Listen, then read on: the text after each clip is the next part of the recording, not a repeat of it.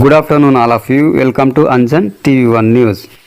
శ్రీరామనవమి సందర్భంగా TV5 channel 2025 పంచాంగాన్ని ఆవిష్కరించిన టీడీపీ రాష్ట్ర ఉపాధ్యక్షులు మడకశిర తెలుగుదేశం పార్టీ ఇన్ఛార్జ్ మాజీ ఎమ్మెల్సీ గుండుమల తిప్పేస్వామి.